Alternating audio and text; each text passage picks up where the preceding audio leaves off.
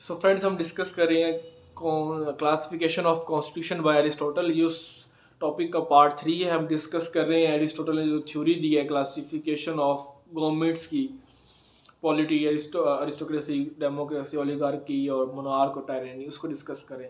तो इसके third part है। तो अब इसमें हम डिस्कस करेंगे फ्रेंड्स बेस्ट कॉन्स्टिट्यूशन, जो अरिस्टोटल कहता है। सब फॉर्म्स को डिस्क्राइब करने के बाद कहता है कि बेस्ट कॉन्स्टिट्यूशन कौन सा हो सकता है, कौन सा होना चाहिए। तो कहता है कि बेस्ट जो कॉन्स्टिट्यूशन है वो ये है कि वो पॉसिबल हो, बेस्ट पॉसिबल स्टेट के लिए प्रैक्टिकेबल हो। ये ना हो कि वो सिर्फ आइडियली बेस्ट हो, मतलब सिर्फ आइडियल है, थ्योरेटिकल है। वो क्या, ऐसा कॉन्स्टिट्यूशन होना चाहिए जो कि प्रैक्टिकल भी हो, आइडियल ना हो। तो कॉन्स्टिट्यूशन वो है जो कि जिसको आप अटेन कर सकें, प्रैग्मेटिक हो, प्रैक्टिकल हो, अटेनेबल हो।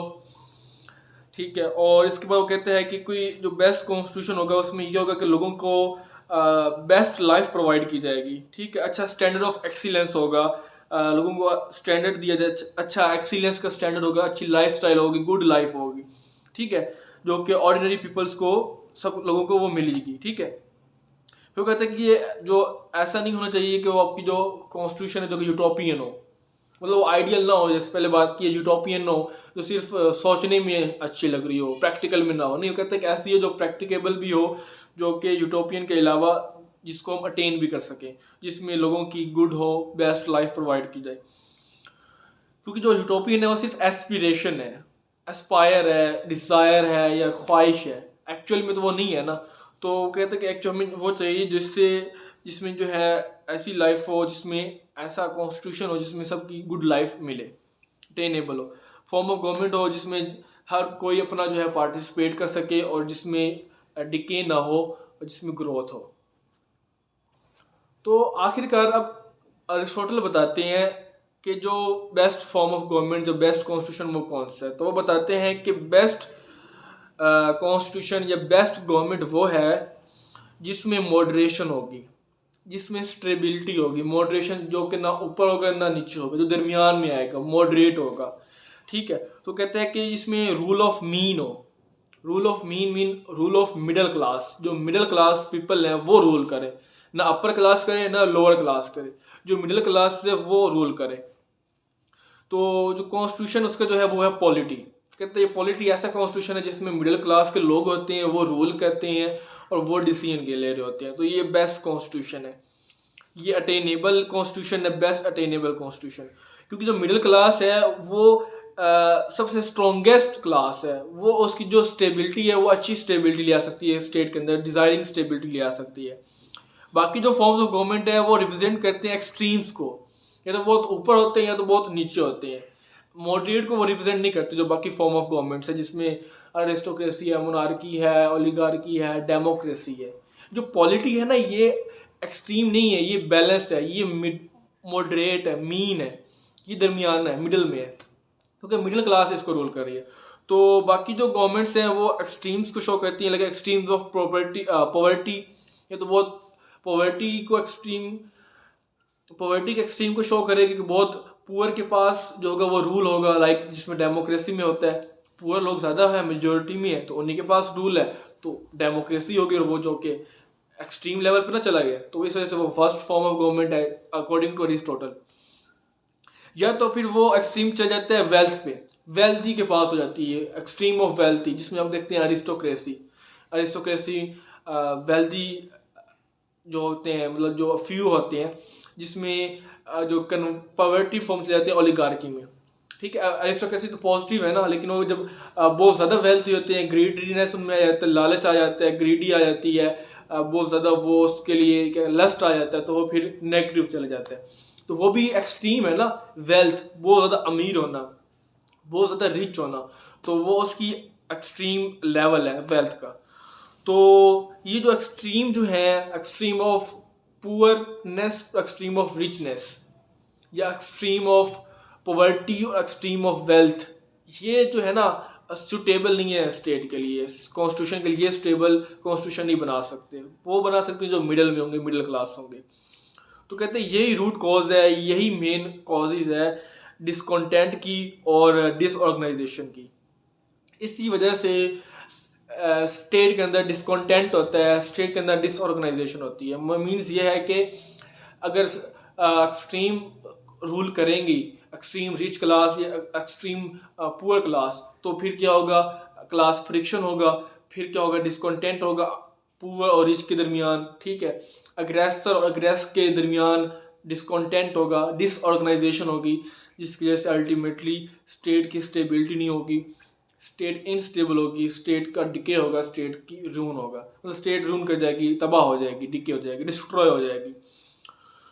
तो ये बताते हैं कि एक्सट्रीम नहीं होना चाहिए, होना क्या चाहिए, मॉडरेट होना चाहिए, मिडिल क्लास, ठीक है। क्योंकि जो वेल्थ लोग होंगे वो एरोगेंस लेके आएंगे, ठीक है। एरोगेंस लेके आएंगे तो इससे क्या होगा कि जो ओबे की कैपेसिटी है वो लो होगी, लोग ओबे नहीं करेंगे, ओबेइंग कैपेसिटी लो होगी। और जब अगर पॉवर्टी आएगी, अगर पुअर लोग रूल करेंगे तो स्लेविशनेस आएगी, लोग स्लेविश होंगे, स्लगिश हो जाएंगे, सुस्त हो जाएंगे, ठीक है, और वो कमांड नहीं कर पाएंगे। वहाँ पे फिर क्या होगी, lack of capacity to command करने की कैपेसिटी नहीं होगी उनमें, ठीक है ना। अगर एक्सट्रीम रिच होगा तो ओबे करने की कैपेसिटी नहीं होगी, लोग उनको ओबे नहीं करेंगे, क्योंकि बहुत एक्सट्रीम रिच है और वो कह सकते हैं कि परवर्टेड फॉर्म में, परवर्टेड मीन नेगेटिव फॉर्म में। और अगर पुअर लोगों के पास गवर्नमेंट है, पुअर की गवर्नमेंट है, डेमोक्रेसी जिसे वो कहते हैं, मेजोरिटी में है, तो भी मसला है, कोई कमांड करने वाला नहीं होगा, वो स्लगिश हैं, स्लैविश हैं, वो सुस्त हैं, लेजी हैं, तो कमांड करने की जो कैपेसिटी है वो लैक करेगी, वो उसकी कैपेसिटी नहीं होगी, capacity of command will not be available. तो इस वजह से एरिस्टोटल बिलीव करते हैं, एरिस्टोटल कहते हैं कि it was not the form but in proper organisation within the government that best possible state could be created, कि इस तरह बेस्ट पॉसिबल स्टेट आप क्रिएट नहीं कर सकते, उसके लिए ज़रूरी है कि आप जो है दरमियाना जो है मिडिल में रहें, मिडिल क्लास के पास हो।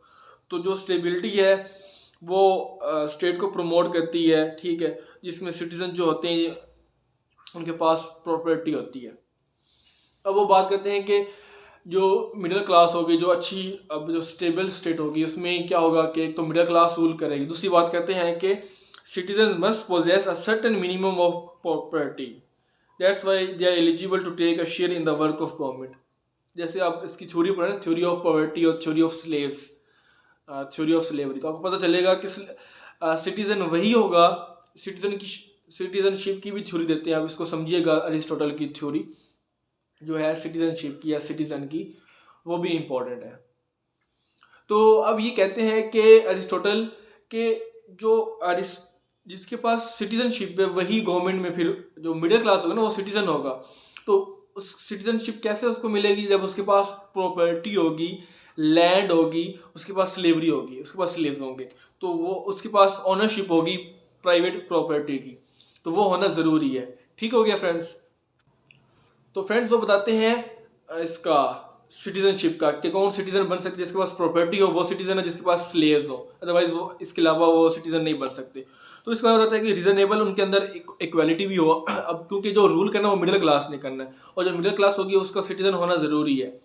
वो सबको सिटीजनशिप नहीं देते अरिस्टोटल, कुछ ही लोगों को देते हैं जो कि रूल कर रहे हैं, जो सिटीजन हो सकते हैं। तो कहते हैं कि रीजनेबल इक्वालिटी हो प्रॉपर्टी ऑनरशिप की, मतलब प्रॉपर्टी ऑनरशिप ये ना एक के पास सारी प्रॉपर्टी हो, एक के पास बिल्कुल थोड़ी हो, नहीं, उसकी इक्वालिटी हो, रीजनेबल इक्वालिटी हो, कि जो प्रॉपर्टी ऑनरशिप कर रहे हैं प्रॉपर्टी राइट्स हो सिटीजन के दरमियान, ठीक है।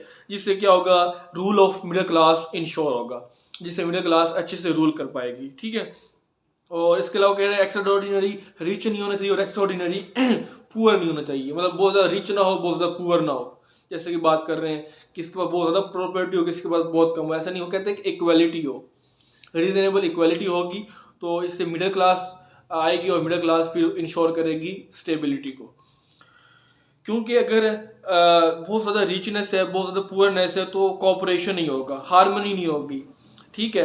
क्योंकि लोग जो वेरी रिच हैं, जो वेरी पुअर हैं, उनके दरमियान हार्मनी नहीं होगी, उनके दरमियान कोऑपरेशन नहीं होगा। जब कोऑपरेशन नहीं होगा तो स्टेबिलिटी नहीं होगी, जब स्टेबिलिटी नहीं होगी तो फ़ायदा नहीं है।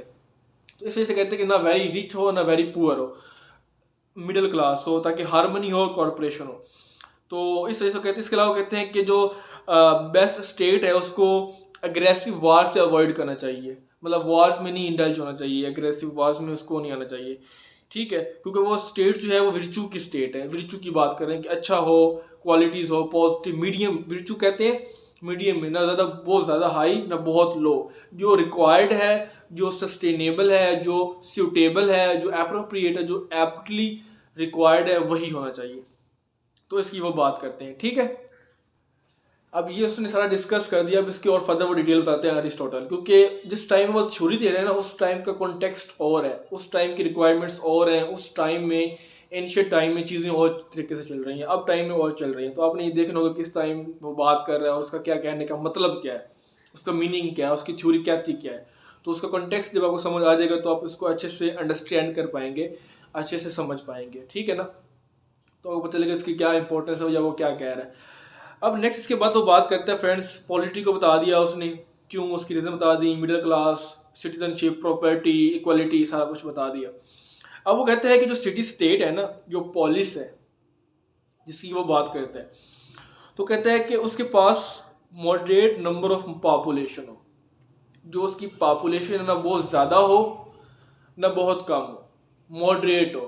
ठीक है, इतनी मॉडरेट हो कि सिटीजन्स एक दूसरे को जान चाहें। वो कहते हैं 10,000 का फिगर देते हैं, 10,000 होनी चाहिए एक स्टेट के अंदर जो लोग हैं ना, 10,000, क्योंकि उस वक्त इतनी टेक्नोलॉजी थी नहीं जितनी आज टेक्नोलॉजी है, उस वक्त इतनी ग्लोबलाइजेशन थी नहीं जितनी आज ग्लोबलाइजेशन है, नेटवर्क है, इंटरनेट है, सब कुछ। तो उस ज़माने की बात हो रही है, आपने समझना है।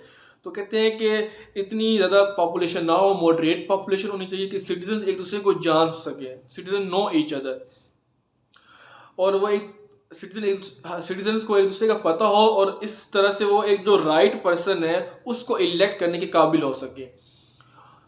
तो मॉडरेट पॉपुलेशन होगी तो लोगों को पता होगा कि ये बंदा कौन है, ये बंदा कौन सा, हर किसी एक दूसरे को जानते होंगे, आइडिया होगा किसी को।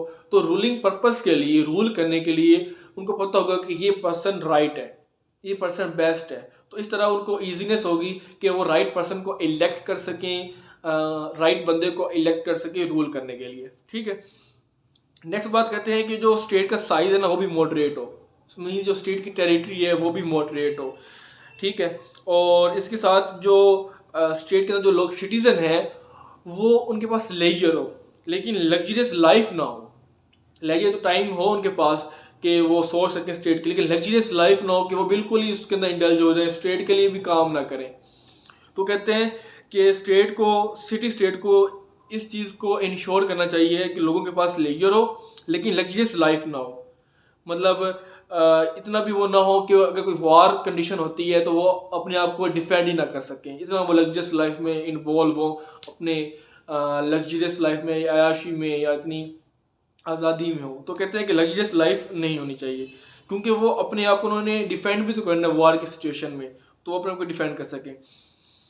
फिर उसके बाद आता है कि ना बहुत ज़्यादा बड़ी हो ना बहुत छोटी, जैसे मैंने पहले बताया, टेरिटरी बहुत ज़्यादा बड़ी नहीं होनी चाहिए और बहुत ज़्यादा छोटी भी नहीं होनी चाहिए, मॉडरेट होनी चाहिए, ताकि जो यूनिटी ऑफ इंटरेस्ट हो, सबके इंटरेस्ट को यूनाइट किया जा सके, और जो म्यूचुअल इंटरकोर्स है, मीन्स म्यूचुअल जो इंटरेस्ट हैं वो उनको परसू किया जा सके।